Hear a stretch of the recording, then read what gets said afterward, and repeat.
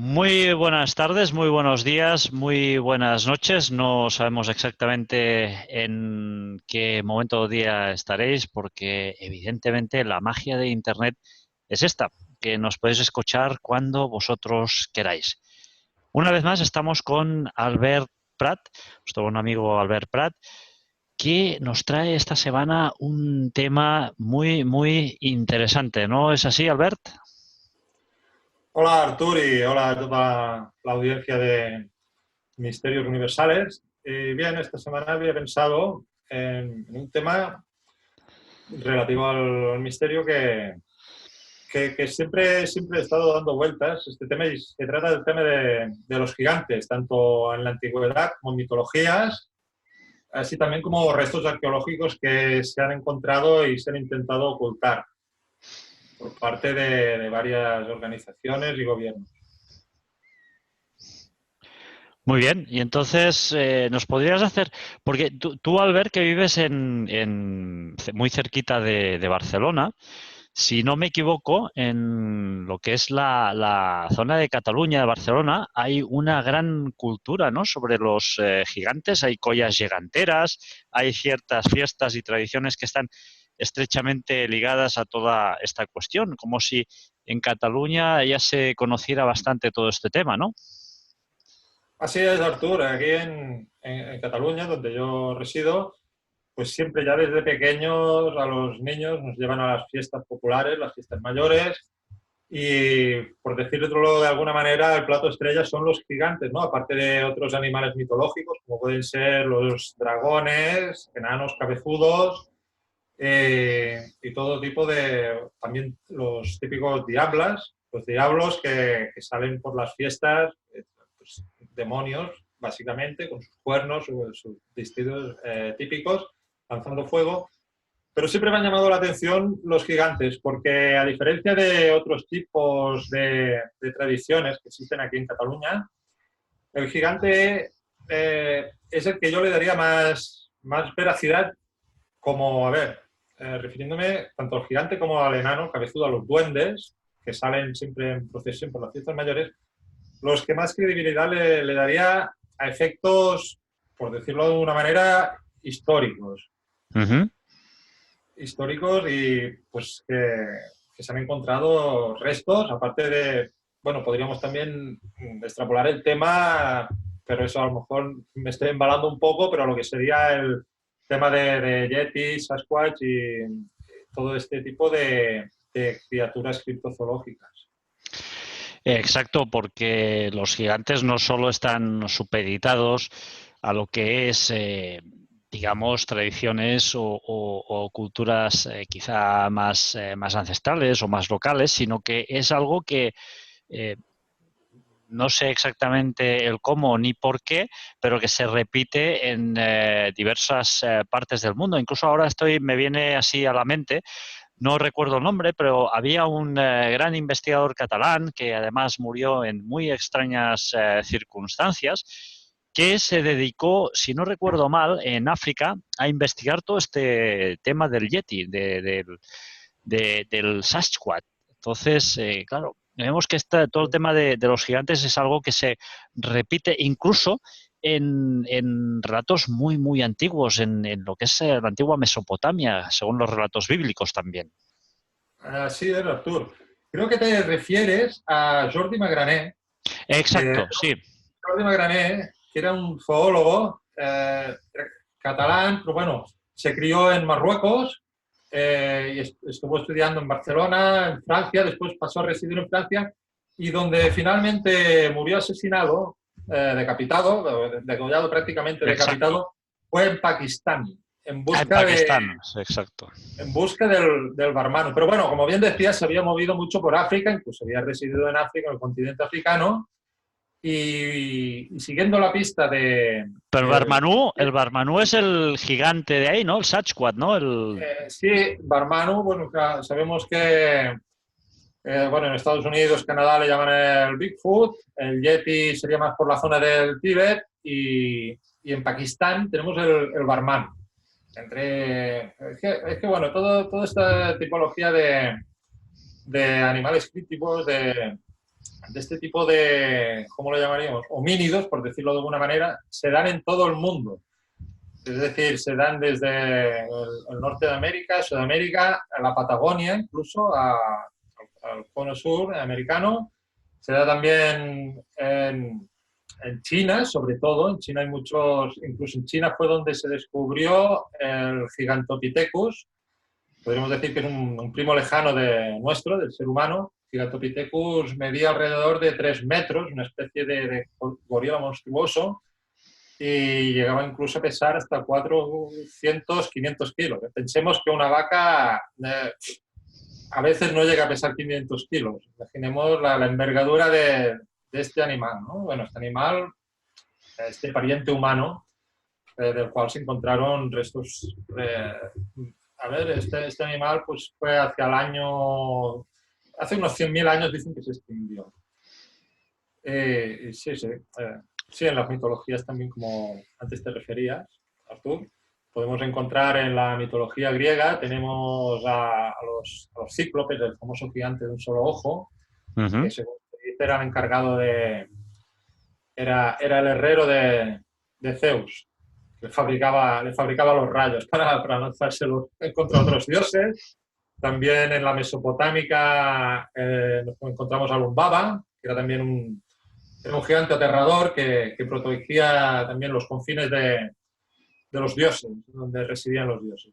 Siempre, bueno, también el tema de los gigantes está muy emparentado con los dioses, ¿no? Como también los gigantes bíblicos, como tú conoces, Artur, mucho mejor que yo. Sé que eres un gran conocedor de la Biblia, los gigantes, los Nefilim. Sí, exacto. De ellos se habla en el Génesis. Los Nefilim se fijaron en las bellas mujeres que habían bueno, no los Nefilim, sino los ángeles se fijaron en las bellas mujeres que habían en la tierra, y lo que hicieron es transgredir las leyes que había puesto Dios y, bueno, bajaron a la tierra.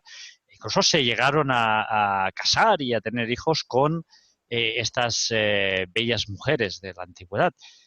Hijos o relaciones de los cuales fructificaron unos hijos conocidos como los Nefilim. El relato bíblico luego dice incluso que estos Nefilim se volvieron extremadamente violentos en muchas ocasiones, ¿no? Pero no solo en la Biblia, Albert, porque hay libros que no se han llegado a integrar nunca en la Biblia. Tú sabes muy bien que la Biblia pues se deciden todos los libros con el concilio de Nicea, pero hay ciertos libros que quedan excluidos, como digamos, el libro intertestamentario de Enoc. Este libro también ahí recoge, y ahí sí que se cuantifica, porque en la Biblia no se indica el número exacto, pero ahí sí que se cuantifica el número, y habla de unos 200 ángeles rebeldes, conocidos como los vigilantes, que decidieron, pues lo mismo, ¿no? Igual que los ángeles que se relatan en la Biblia, decidieron transgredir las leyes celestiales y bajar a la tierra, ¿no? Para mantener los encuentros sexuales con ciertas mujeres que ellos elegían. Entonces, de ahí también, de esas uniones, en el libro de Enoc se narra pues, que nacieron estos Nefilim. Pero vamos, tú me comentabas antes, justo antes de empezar, que en muchas más culturas han habido rastros de estos gigantes en la Tierra. Sí, Artur. Y referente a los datos que acabas de ofrecer sobre los Nephilim, creo que hay un paralelismo también con la cultura nórdica escandinava, que se referían a unos gigantes llamados los Jotun. Los Jotun eran unos gigantes aterradores que generalmente sembraban el pánico entre los pueblos, las aldeas de aquellas zonas nórdicas medievales o incluso más antiguas.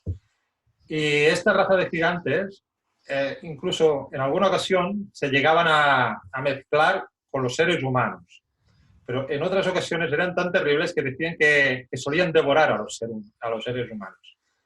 Eran comedores, Jotun debe ser como un acrónimo de comedores de hombres, en el idioma antiguo nórdico. pero no es el único caso, puesto que los esquimales inuit, procedentes de la zona noroeste del Canadá o Groenlandia, también tenían un ser mitológico muy similar a los antes mencionados, los Jotun, ¿no? Que eran los Tugings. Estos gigantes hablan las leyendas de los Inuit, que solían medir como 5 veces más el tamaño de un Inuit, ¿no? Por pequeño que sea un Inuit, imaginemos, tienen que ser unos seres espectaculares. Y también en coincidencia con los gigantes nórdicos, acostumbraban a perseguir y devorar, o sea, comerse a estos pobres indios, ¿no? Bueno, la leyenda es lo que habla. Y bien, todas estas leyendas, que no son las únicas, porque también en la cultura maya tenemos al Huahuapach, que era también un gigante que se dice que se ponía, o sea, en las entradas de los pueblos, abría las piernas a esperar por la noche que por debajo pasaran la gente que entraba al pueblo o saliera de él, y cuando pasaban por debajo acostumbraba a cerrar las piernas y estrangularlos, ¿no? Bueno, esto es la leyenda, y que si conseguían escapar y los atrapaba, acostumbraba a cogerlos y torturarlos masticándoles las piernas. O sea, eran toda una serie que, por lo general, a lo que nos tienen acostumbrados, ¿no? Aquellos cuentos así del siglo XIX, XVIII, los típicos cuentos de Caperucita y tal, que eran gigantes más bien bondadosos.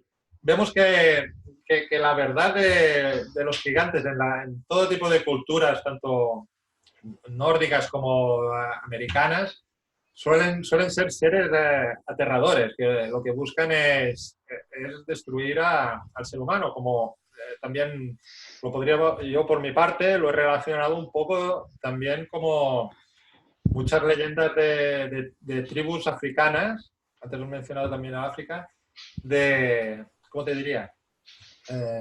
Los pueblos dogones, cuando llegaron, que se dice el pueblo dogón, que ya ha visto, como bien conoces, la constelación de Sirio mucho antes de que existieran telescopios, y hablan también de una raza que vino de las estrellas, de unos seres que acostumbraban a devorar a los miembros de esa tribu. Por lo general no acostumbran a traer nada bueno.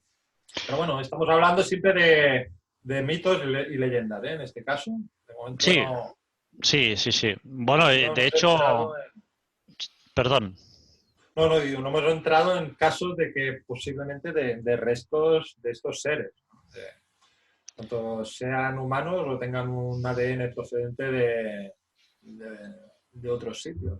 O bien de otras razas de homínidos, o bien yo, pues no te voy a engañar, yo pienso que pueden ser también, como dicen la mayoría de leyendas, de hijos de los dioses, como se menciona también en la Biblia o se menciona en infinidad de culturas.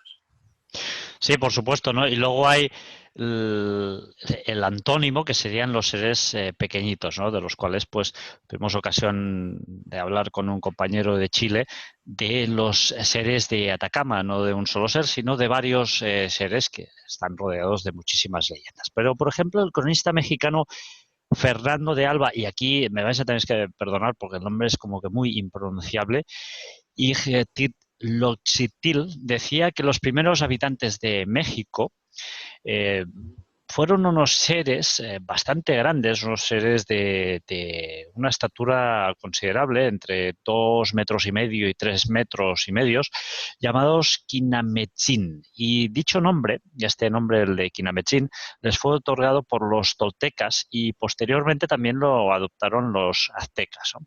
Pasa un poco lo mismo con un estudioso del siglo eh, decimoctavo, el siglo XVIII, Francisco Javier Clavijero, que también dice que los primeros ocupantes de México tenían una estatura muy superior a lo normal. Y de hecho, él dice que una de las pruebas, y de hecho también les asigna el mismo nombre, Quinamechín o Huitlacame, que significa enormes o hombre deforme o gigantes monstruosos. Y también este cronista habla de estos hombres, ¿no? Como si ellos hubieran construido ciudades como la de Teotihuacán, en la que pude estar hace muy poco. Y claro, cuando uno ve estas ciudades que no son, te diría que a nivel físico quizá no es tan impresionante como las grandes pirámides de Egipto, que estamos, también está en la meseta de Gizeh, y ahí los bloques que conforman las pirámides son muy impresionantes, pero cuidado que las pirámides de Teotihuacán son muy, muy impresionantes también, son muy altas y están conformadas y ejecutadas con una maestría y una perfección casi que te diría increíbles, ¿no? Y esconden muchísimo misterio.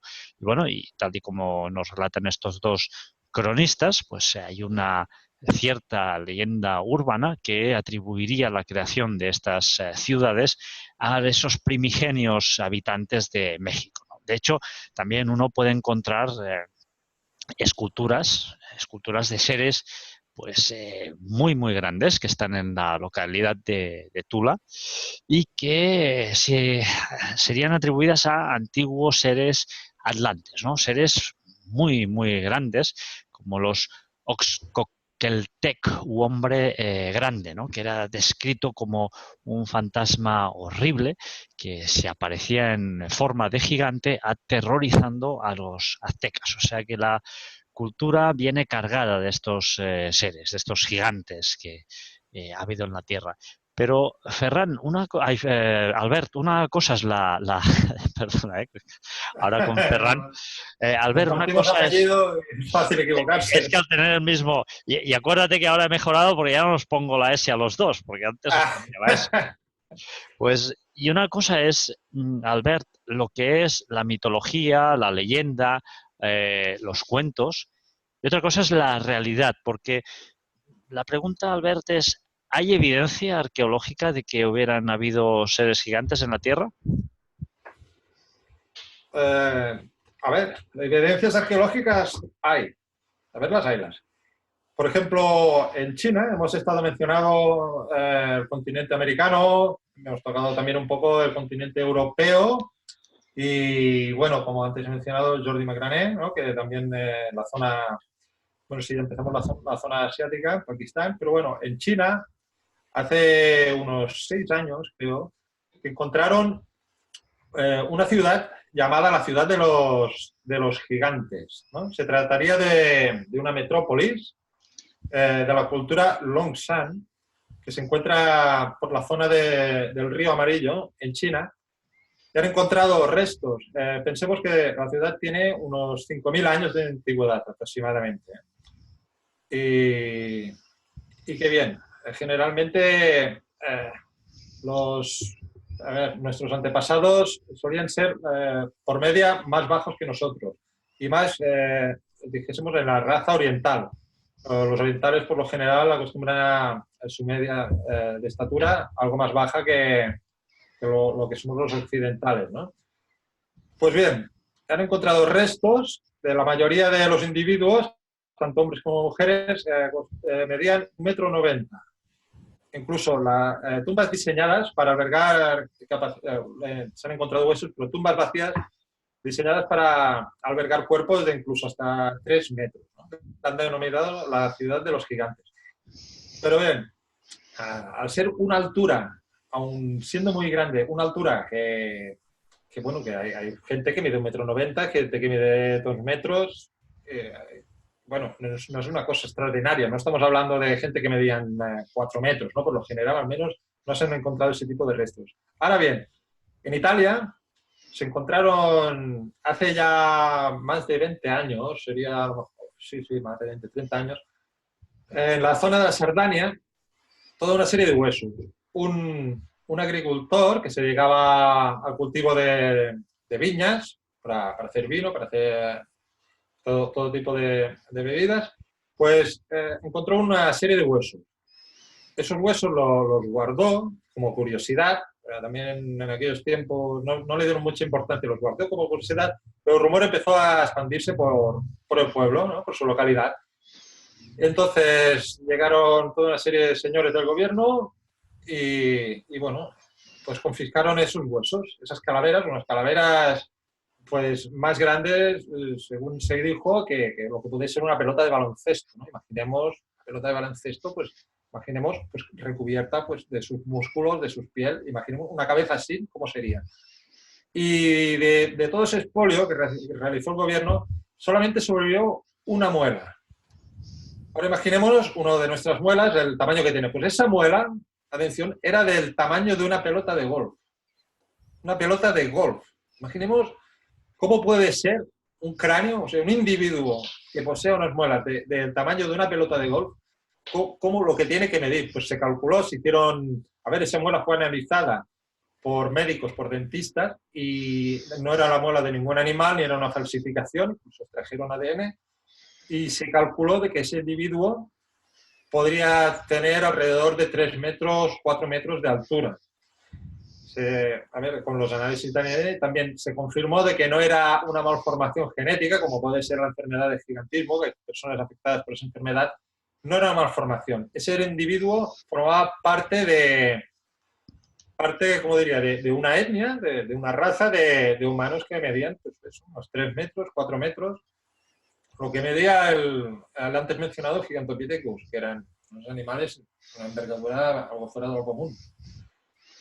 Y aparte de eso, bueno, sí, también han habido casos de gigantes, bueno, como lo que antes mencionábamos, que cuando investigadores han estado cerca de dar con la clave de esos gigantes, de esos simios, o incluso han estado buscando este tipo de seres en la actualidad, pues han muerto en extrañas circunstancias, como fue lamentablemente asesinado de Jordi Magrané, ¿no? Y no solamente en casos de gigantes, ¿no? Como antes mencionabas, efectivamente, en tu anterior programa, que te referías del ser de Atacama, está la antítesis del gigante, que son esos seres diminutos que también han encontrado restos óseos. Se cree que también pueden haber individuos de lo que era el hombre de Flores, el hombre de Florescensi, que eran también el Hobbit. Después pasaron a llamarle el Hobbit para hacerlo más comprensible pues para la gente que no está metida en el ámbito científico. El Hobbit, que procede de la isla de Flores, y bueno, tenían una altura aproximadamente de unos 60 centímetros. Y eso está constatado, ahí no hay leyenda ninguna, no hay tapa, ni cartón, ni nada, está registrado y no sé por qué, en el caso de seres humanoides de alturas fuera de lo común, de envergaduras fuera de lo común, lo esconden, lo tapan, embargan los huesos. El Instituto Smithsonian es el primero en esconder los huesos de todo tipo de criaturas de esta envergadura. En cambio, en el caso del Hobbit, del hombre de Florensis, han dejado más margen. También es cierto que, como en tu anterior programa, la entrevista que realizaste a Michael, decía bueno, que escondieron el ser de Atacama, lo escondieron, empezaron a decir que era un feto mal formado, pero hay casos que parece que nos dejen un poco de tema para hablar de él. Sí, y Puede tanto ser que sí. Sí, hay muchísimos casos, ¿no? Y como decías tú, claro, tenemos los antónimos o el contrario a los gigantes y, bueno, la ciudad de Machu Picchu, esa ciudad que está ubicada a una altura extrema, quiero recordar que sobre los 5.000 metros de altura, y en la cual creo recordar que la puerta más alta mide poco más de 1 metro, Albert. O sea que estamos viendo que efectivamente, y para horadar una roca y hacer una puerta de 1 metro, de poco más de 1 metro de altura, claro, tienes que ser mucho más bajito y no vas a horadar toda una piedra, esculpir toda una piedra, bueno, esculpir, a vaciar toda una piedra y hacer una puerta de 1 metro de altura si mides 1,60 m o 1,70 m, ¿no? Entonces, claro, son cosas bastante misteriosas. Hay otro tema que a mí me fascina, que lo comentábamos justo antes, a micro cerrado, y es el tema de los payutes, ¿no? El tema de los payutes que tú me comentabas, de una cueva que al final tuvo un suceso en la cueva de Lovelock, creo, en Estados Unidos.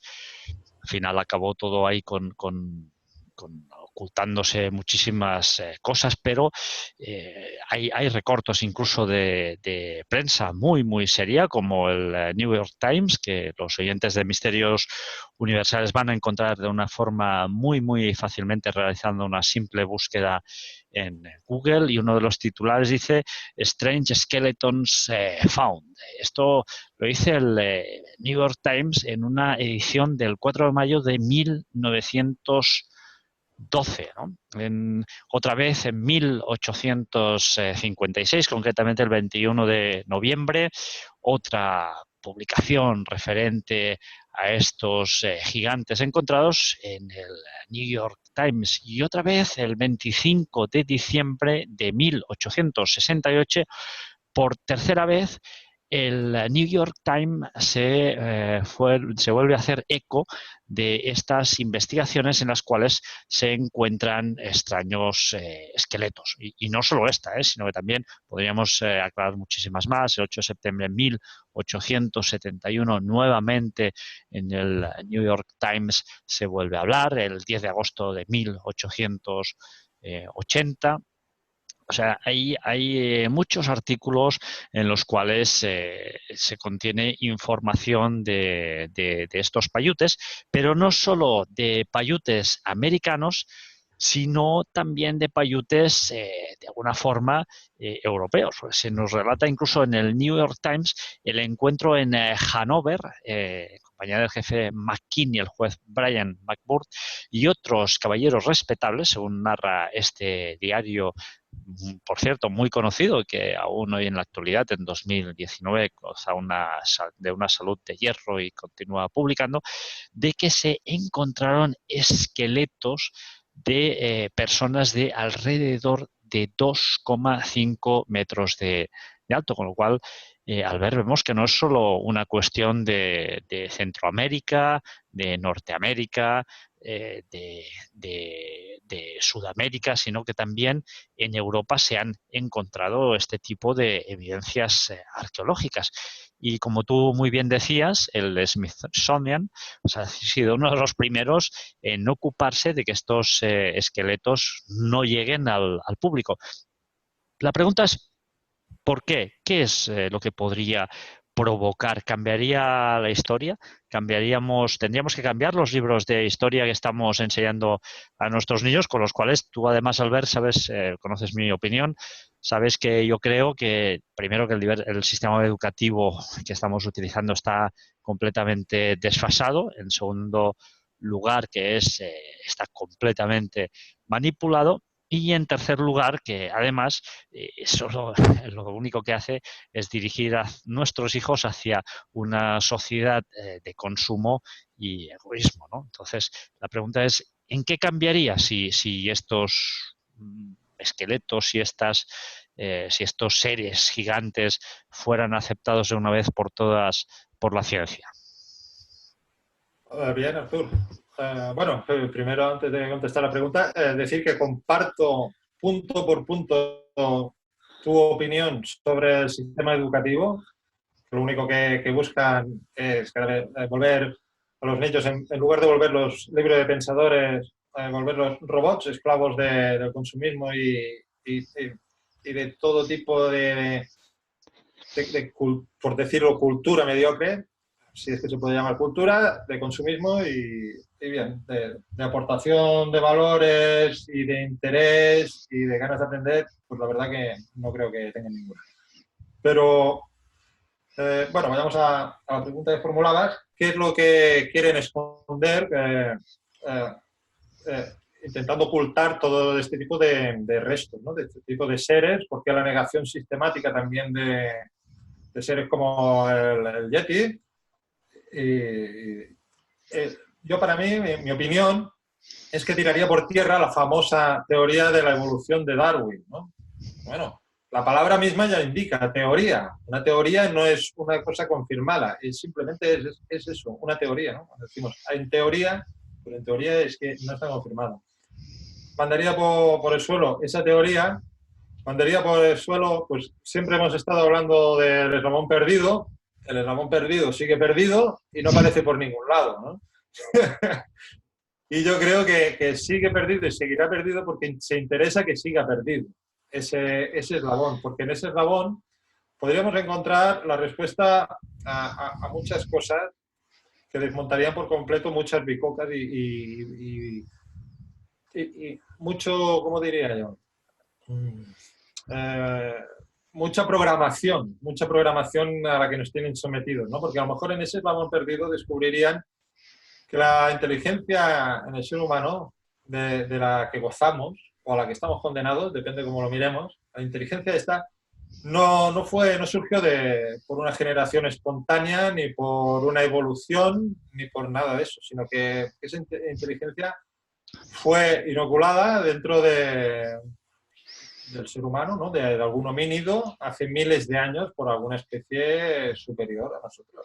Una especie que no sé de dónde llegó, si llegó de otro planeta, si llegó de otra dimensión, pero el caso fue de que nos sometieron a un experimento, al igual que nosotros, desgraciadamente, sometemos a experimentos la mayor parte de veces estúpidos que no llevan a ningún sitio a muchos animales, los cuales tenemos torturados de manera completamente absurda. Pues bien, esa es mi opinión, ¿eh? De que no la vida, aparte de que la vida llegó aquí en este planeta por parte de alguien que la hizo llegar hasta aquí, sino que a la inteligencia, el eslabón perdido, o como queremos llamarle, fue un acto completamente planificado. Y ahí está la ocultación, creo yo. ¿Tú opinas? Yo muchas veces me he hecho la siguiente pregunta, Albert. Yo, francamente, soy una persona que me cuesta muchísimo creerme la teoría de la evolución. Yo soy creacionista, no voy a decir, evidentemente, como el ser humano tiende a no poder dar respuesta a muchas preguntas, pues pone nombres a las cosas, ¿no? A las cosas, a los seres o a entidades que desconoce o que no sabe qué son, ¿eh? Por ejemplo, le hemos puesto o tenemos un libro que nosotros los cristianos tenemos la Biblia y ahí se habla de Dios, de esta entidad, y le llamamos así, ¿no? Igual que llamamos tiempo al tiempo. El tiempo para mí es un concepto, que es algo que no hemos llegado a entender porque el tiempo es algo tan enorme y nosotros como pasamos tan brevemente por él y necesitamos cuantificarlo y definirlo de alguna forma, pues le llamamos tiempo, pero el tiempo es algo muy complejo de entender. Las líneas de tiempo, los diferentes universos paralelos, que ya decía Hawkins que había, y no solo Hawkins, sino otros científicos muy reconocidos. Asimov también habló de universos paralelos y de teorías respecto a toda esta cuestión, y Einstein también se refirió a ellos. Entonces, la pregunta que me hago finalmente yo es, ¿la Tierra no será una especie de laboratorio experimental? ¿No seremos nosotros conejillos de indias de un ser superior que ha querido ver cómo dotando de cierta inteligencia? Porque además hay una cuestión que es para mí es muy intrigante, y es que en la Tierra hay miles de seres, miles de seres. Hay de todos los tamaños, hay vertebrados, hay invertebrados, hay seres que vuelan, hay seres que viven debajo del agua, hay seres que son anfibios, hay seres que son capaces de vivir en condiciones realmente extremas. Hay una variedad de seres impresionantes, pero jamás he visto a un perro, a un caballo, a un león inventar ordenadores. Jamás he visto a un caballo enviarse WhatsApps con una cebra y realizar videoconferencias. Es decir, el ser humano tiene algo que nos hace completamente diferentes de todas estas razas, de toda esta diversidad que habita la Tierra.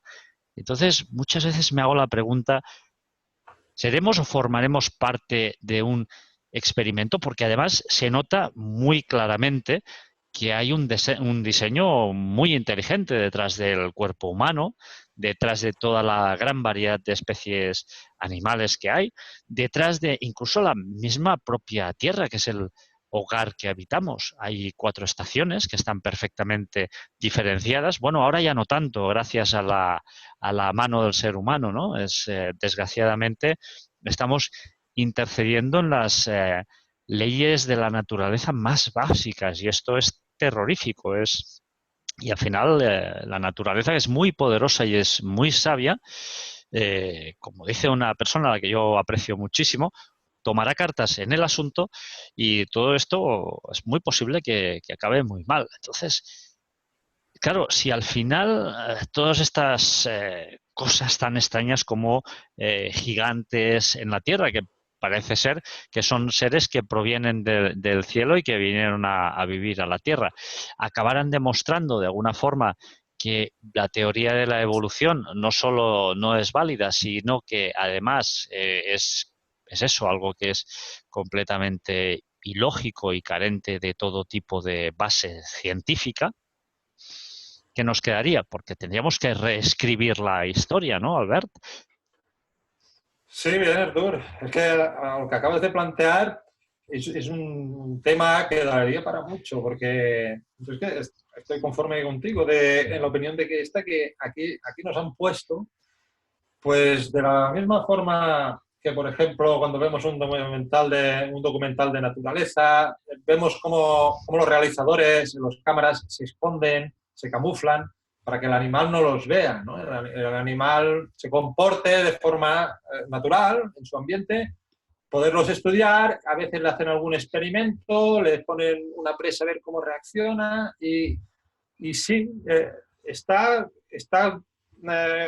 un planeta guionizado, por decirlo de alguna manera, ¿no? Porque aparte la teoría de la evolución, y ahora voy a plantearte una pregunta, Artur, Sí. déjame que sea yo en esta ocasión que haga la pregunta y te la planteo a ti y a toda la audiencia, porque es una pregunta que yo siempre me la he formulado y es una pregunta que desde de pequeñito se la hice a mi profesor en la escuela y no me la supo responder, ¿no? Y es la siguiente, en el ámbito de la evolución y la adaptación de las especies. Se dice que, por ejemplo, veamos una persona, un señor, una señora que resida en el norte de Europa, Polonia, Alemania, toda esta zona, zona noruega también podríamos decir. Vemos que son ligeramente diferentes a nosotros, que somos del ámbito mediterráneo, al menos yo, que somos también blancos, pero bueno, un poco más morenos, de piel, de pelo, portugueses, españoles, italianos, sur de Francia. Bien, eso es por la adaptación que hemos tenido al medio, ¿de acuerdo? Uh-huh. Por lo que nos han explicado. Pues Que la entonces, adaptación es completamente diferente a evolución, ¿no, Albert? Es decir, una cosa es la adaptación de una especie y otra cosa es una supuesta evolución de una evolución. especie. Sería diferente, ¿sí? Serían dos temas algo diferenciados, en Uh-huh. el mismo campo, pero algo diferenciados. Pero mi pregunta es la siguiente. Si nos hemos adaptado a un medio, por ejemplo, el señor que vive en Alemania, Polonia, norte de Europa, dicen que, bueno, por lo general, dicen, no, y es así, ¿no? Por lo general son algo más altos, rubios, corpulentos, de acuerdo, porque se han adaptado al clima ese por X motivos, ese cuerpo resiste mejor esa climatología. Estoy de acuerdo. Entonces, que me expliquen a mí por qué si nos vamos al norte de Estados Unidos, nos vamos a la zona del Canadá, que el clima podríamos decir que es prácticamente el mismo que el que podemos encontrar en Alemania, ¿por qué la gente de ahí, los indios nativos de esa zona, son morenos, con el pelo negro, con el pelo liso y que no tienen nada que ver con un señor que es alemán, viviendo en un entorno exactamente igual? Incluso, mira, tú que has estado en Japón, Artur, No, no he estado en Japón, no he estado, ¿eh? no, No, en perdona, Japón no he me he estado. equivocado. Pensaba que sí que habías No, estado en Japón. no he estado. Pero, bien, En No, Japón pero bueno, podríamos he decir, estado en otros países, que hay cambios bastante extraños también. en China sí que he estado, ¿no? En China he estado y en África también. No, bueno, en China he estado, sí, pero he estado, sí que es cierto, he estado en Shenzhen Pues, y he estado en Hong Kong, sí. eh, si no me equivoco, en China hay zonas que el clima es comparable al de Alemania, Sí, sí, sí. ¿no? Entonces, Tenemos ¿por toda la qué? cordillera hay una cordillera en la cual linda además con la cordillera Himalaya y de hecho hay cimas de montañas que se comparten, o sea, y tanto que sí. Sí, sí, sí, sí. Pues mi duda es esa, ¿no? Porque en tres sitios geográficamente tan, bueno, geográficamente, climatológicamente tan similares, como puede ser en China, Alemania, Canadá, que el clima es exactamente, podríamos decir, prácticamente el mismo, ¿por qué la diferencia? Si el ser humano se adapta al clima, ¿por qué esa diferencia de razas? ¿No? Quiero decir que es como si la raza lo hubieran hecho pues a carambola o echando las cartas, venga, aquí un señor así, con el pelo liso negro, aquí un señor rubio alto, y aquí un señor pues con X características, completamente diferentes. Sí, señor. Ahí, mira, ahí has dado un dato que es muy interesante, Albert. Y yo hace poco un programa hablando de los indios Hopi, y ahí hay datos que van mucho en esta línea. Se está hablando de cosas que pasaron en Estados Unidos, en Estados Unidos de América, evidentemente, toda esta zona que actualmente conocemos como Estados Unidos de América hoy en día, pero que también hay partes de la historia de los indios Hopi que se desarrollan en lo que hoy conocemos como México, y se hablan de cosas muy similares, y fíjate que en aquella época no habían trenes, no habían aviones, no habían medios de transporte que te permitieran cruzar todo el océano Atlántico, y en contra se están hablando de cosas que pasaron, según la Biblia, en la antigua Mesopotamia, o sea, en toda la parte que conocemos hoy pues como Irán, Irak, lo que era la antigua Persia, ¿no? Hablamos de destrucciones de ciudades por fuego, hablamos de diluvios. Los indios Hopi, en su mitología, que incluso hay alguna que es mucho más antigua que la Biblia, porque recordemos que la Biblia está escrita en papiros. O sea, la Biblia todos los escritos de la Biblia proceden de la época en la que ya conocemos la escritura. Estamos apuntando a que el legado de los indios Hopi es todo a través de jeroglíficos, de grabados en la piedra, en una época donde la escritura no se conocía, por lo tanto, claro, estamos hablando de épocas anteriores y de sucesos muy similares a los que se nos relatan en escritos sagrados como la Biblia. Por lo tanto, hombre, yo estoy francamente muy convencido de que formamos parte de algo Bueno, que no esperemos. acabamos de entender y que hay alguien que nos diseñó y que nos puso aquí. Estoy completamente seguro. Por lo tanto, bueno, seguramente muchos de los oyentes no van a coincidir conmigo y algunos se van a echar las manos a la cabeza y van a decir, pero Artur, ¿qué estás diciendo? Pero si la teoría de la evolución está más que probada. Pero bueno, tal No, y como tú decías, la teoría de la evolución no está más que probada, porque si no, ya no sería la teoría de la evolución. exactamente, Artur, sí, sí. Yo, bueno, en este aspecto comparto tu opinión al 100%. Y Entonces, no solamente porque te estabas refiriendo a ese trasvase de conocimientos entre continentes, sino que también, estoy hablando de memoria, pero se encontró una vasija, perdón, que no sé dónde exactamente, pero en el continente americano, no me preguntes si fue en Centroamérica, en Sudamérica, Norteamérica creo que no, una vasija con escritura cuneiforme, eh, la escritura mesopotámica, era de Mesopotamia la escritura cuneiforme. ¿Cómo es posible que en el continente americano, indiferentemente si es Norteamérica, Centroamérica, Sudamérica, podemos encontrar la misma escritura de hace 15.000 años que se encontraba en Mesopotamia, en lo que actualmente es Irak. Es que vamos, es lo que te está refiriendo, bueno, que aquí nos han puesto y vamos a poner como si tuvieran un mapa, vamos a coger esto de aquí, lo ponemos ahí, como que juega al Risk, que es aquel juego que había de mesa antes, que eran de guerras y todo eso. No, Sí, y sí, no.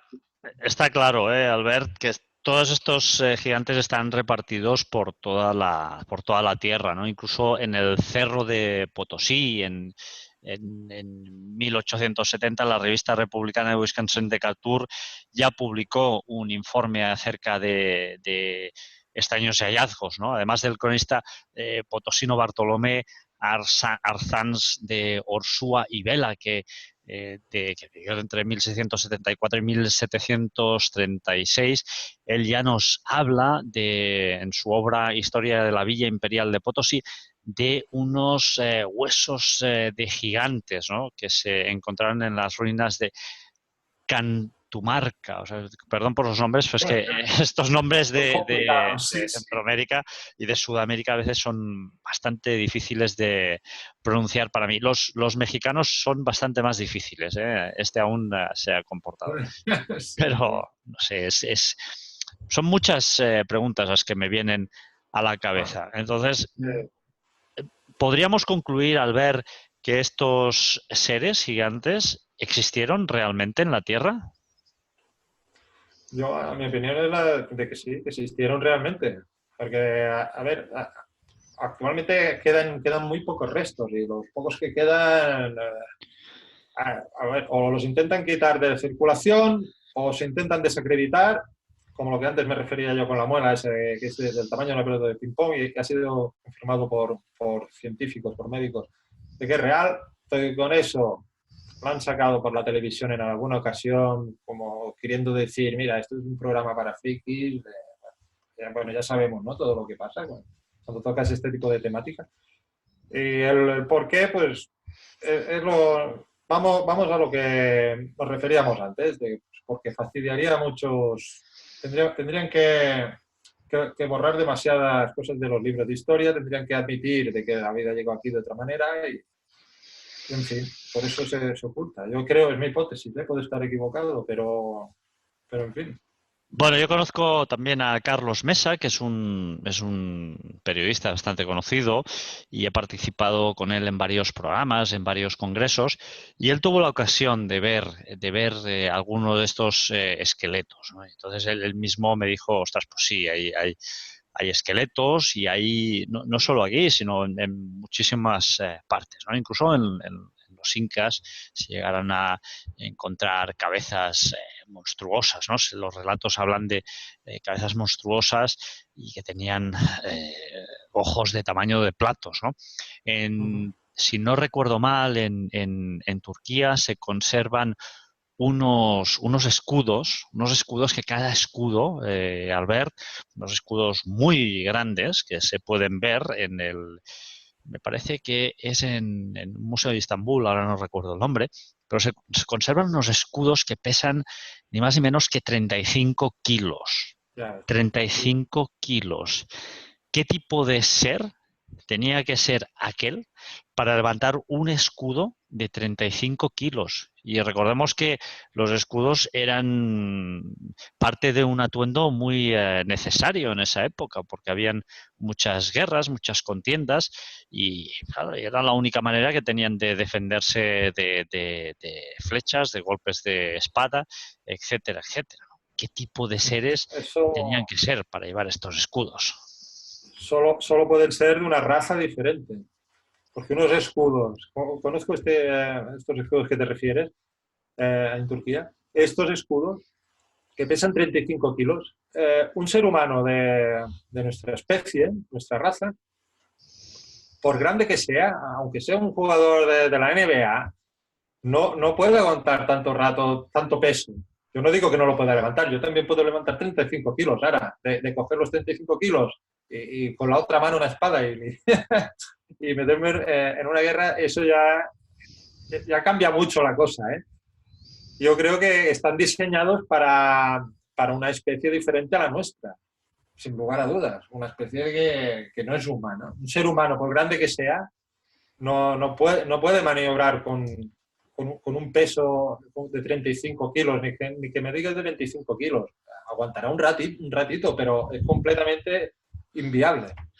No, además, al verse en muchas de estas recolecciones de escritos, de leyendas, se habla de que de estos gigantes, por todas las partes del mundo, ¿no?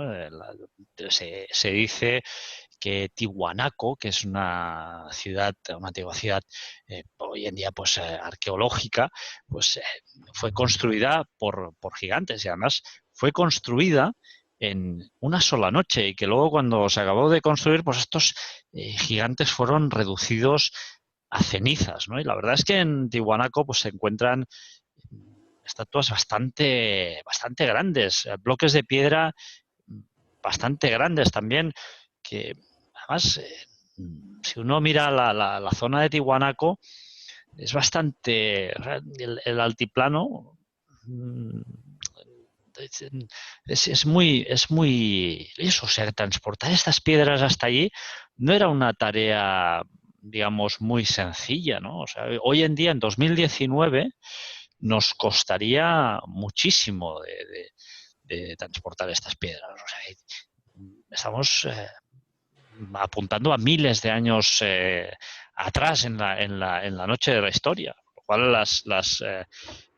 las herramientas, la tecnología que tenían estos seres, pues, presupuestamente no eran tan avanzadas como las que tenemos hoy en día.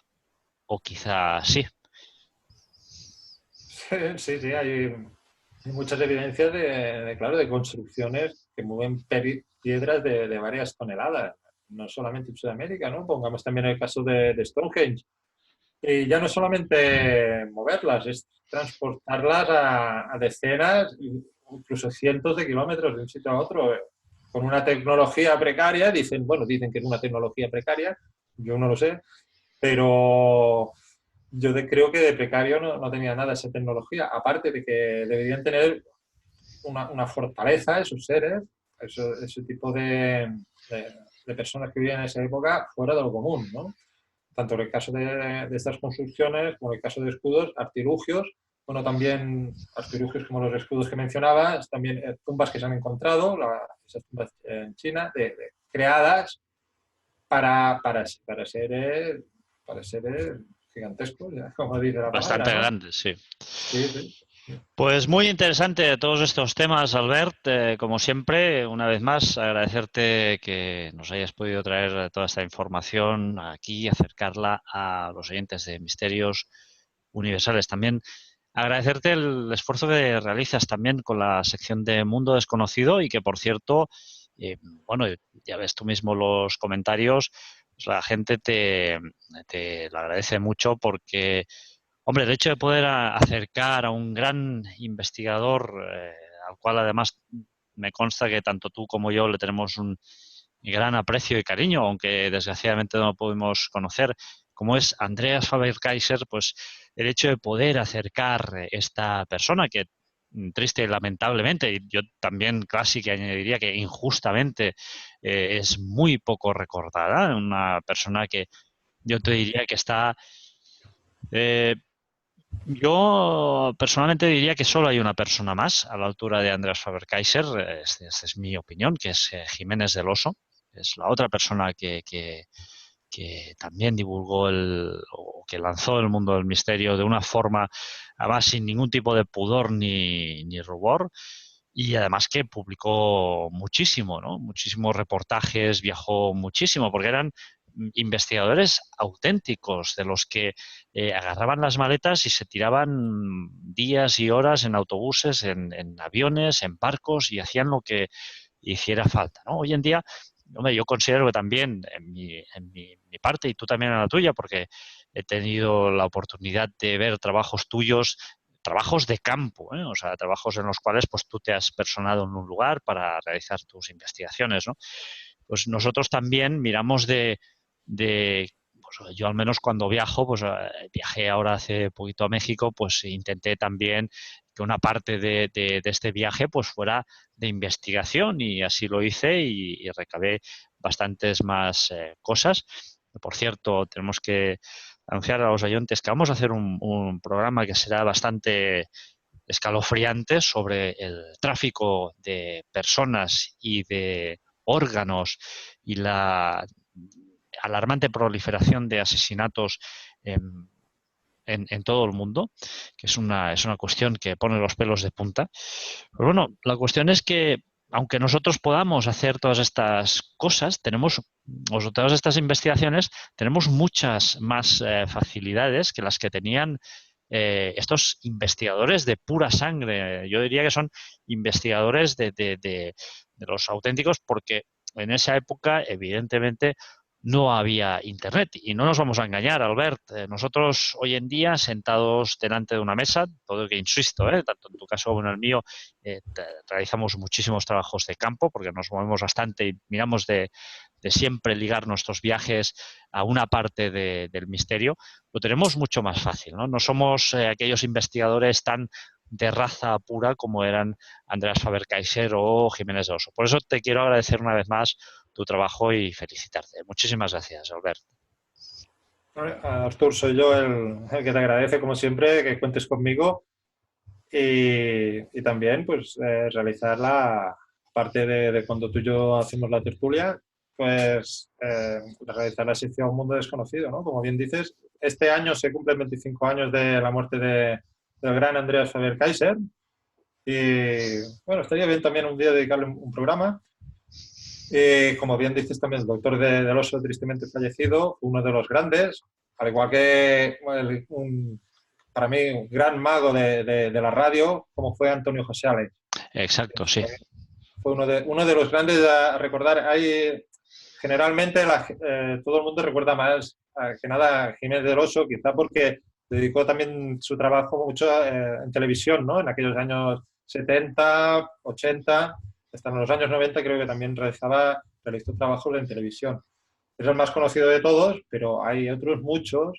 Sinesio Darnell también en el campo de las psicofonías, fue un gran estudioso de ese campo, de las psicofonías, psicoimágenes, JJ Benítez. Bueno, eran todos una serie, como tú bien dices, de divulgadores que calzaban las botas, cogían el barco, el avión y se presentaban donde tuvieran que ir a investigar, realizar el trabajo.